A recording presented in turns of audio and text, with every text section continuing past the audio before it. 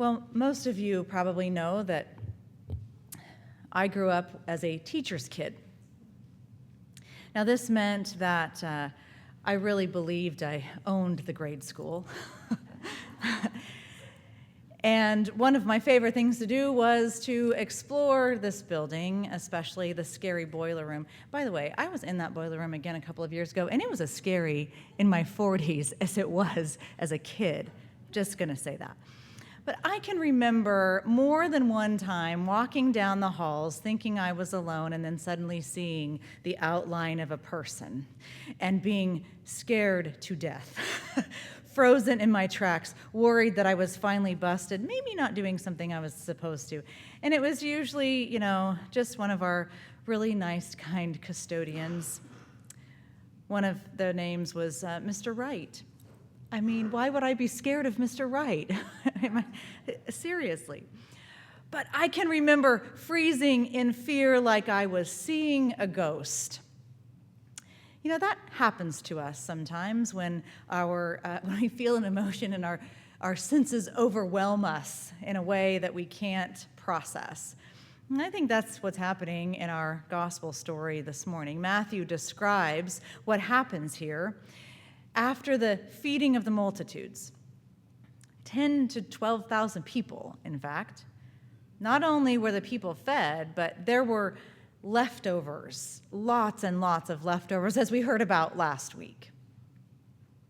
And if you'll remember, those leftovers weren't just something that you were going to take home and eat later. Those leftovers and the feeding of so many people was really a controversial moment as we start this ministry journey together with Jesus. And so after all of this, Jesus sends the disciples ahead into a boat, and he pulls away again, going up to a mountain, the symbol during this time of closeness to God. Some have called places like this thin places. He goes there to pray, maybe to continue to grieve. We don't know for sure, but there was something about him when he returned that felt or looked different. The disciples don't recognize him. But there's also this detail of what has occurred on that sea. The wind has picked up. The Sea of Galilee, known for its sudden storms, had become rocky. I can only imagine what it must have been like on that boat, far away from shore and battered by the wind. Bodies of water in this time were symbols of chaos, of turmoil, of struggle. And anyone who has been in a boat as the wind picks up knows this. If you have been tossed around, it is an unsettling feeling, to say the least.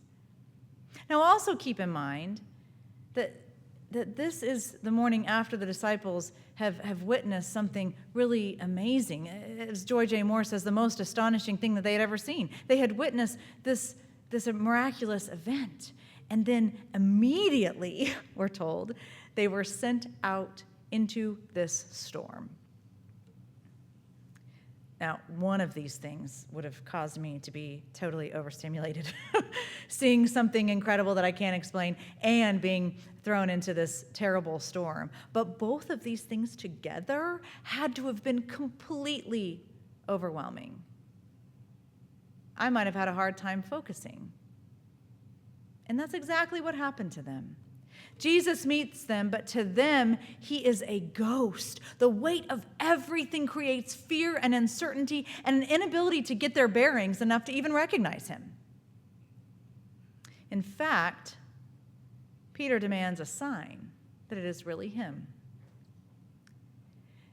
I love that Jesus seems to always be willing to offer the evidence to people who need it. And typically, he invites them into the situation. He doesn't just do some parlor trick here, but invites Peter to get in the boat, to be part of what Jesus is doing. He's doing something really extraordinary, and Peter gets to be a part of it too. And even if he stumbles, Jesus catches him. Sometimes when I read stories like this one, I'm acutely aware that when left to our own devices, we will almost always make the wrong choice. We will almost always create problems where there aren't any. or worry about things that won't happen. I like to joke that 90% of the things I worry about don't happen, so it works. But that's just a joke. Worrying and creating problems, that doesn't help anything. And what's worse, when left to our own devices, we tend to hurt others, usually out of our jealousy or our fear. I wonder how often what is happening around us causes us to create things, to see ghosts, to not recognize what is happening before us. What are we doing? How are we hurting others, stripping them of their chance at calm waters, stripping them of their chance to see Jesus and be healed, stripping them of the chance to dream, to be loved, to experience what we experience? How often do we make choices for other people that put them in a place of desperation? Look with me at our passage from Genesis. A familiar story, perhaps. Lynn, thank you for reading all of those verses so beautifully. That incredible story that we have of Joseph.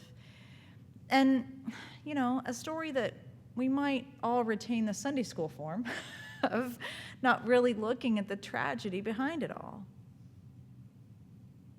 Ralph Jacobson points out that the society of Joseph and his brothers is a society based on kinship. Family was supposed to be the safest place.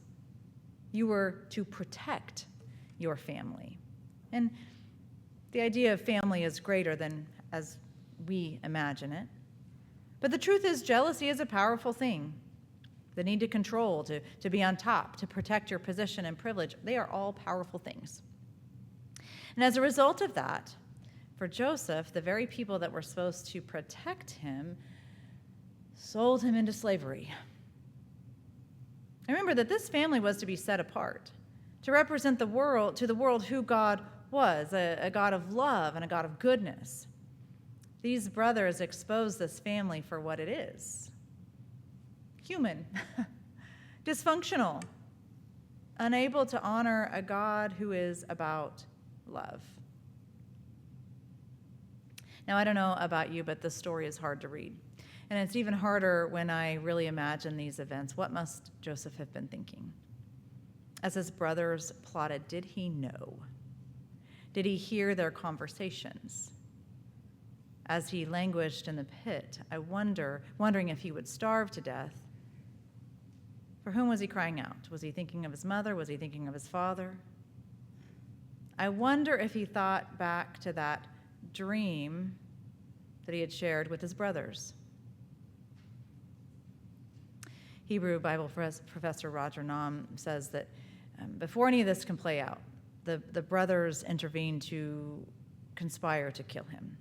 Now, this is an interesting piece about this story. Linguistically, this is a hit pile construction of the story, a relatively rare Hebrew verbal stem that is both reflexive and causative. Now, here's why this matters.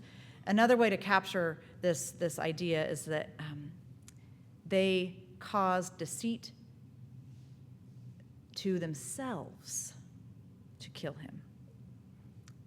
This setting, meaning kinship, specifically brotherhood, was a crucial component of their lives, and their lives would be woven together from cradle to grave. They knew that they owed complete fidelity to their father's wishes, but instead, they caused deceit to themselves. They lied to themselves.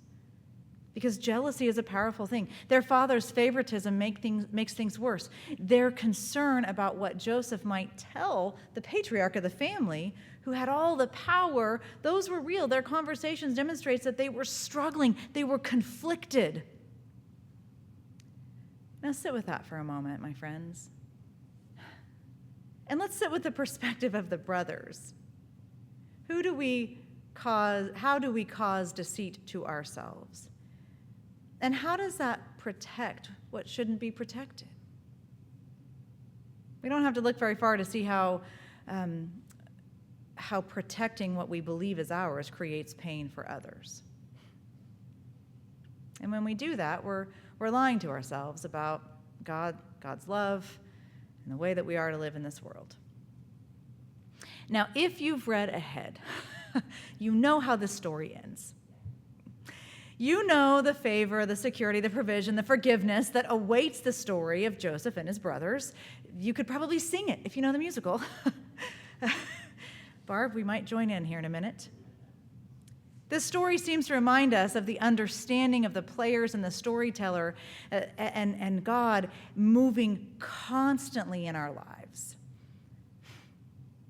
That God's plans are not ours. But we don't have that today. This morning, we have a cliffhanger. The story ends for us with Joseph being pulled out of the pit and sold into slavery, going to certain death. And that's where we are left in this moment. And the truth is, we look around and we see that for a lot in our world. People struggling, facing certain death, facing uncertainty at least. And yet, we know that that's not the end. And so the question is, what will we do? Will we stay right where we are in this moment? Will we allow others to get into the water and fall in? Or will we reach out a hand as Jesus did? Will we reach out a hand to say, we will learn from these stories. We will not repeat them. We will not allow what stands in our way to harm others. I think the story shows us, too, that even though we have free will, we're still going to make poor choices. And even then, God will continue to work in and through us, even as we continue to make terrible decisions.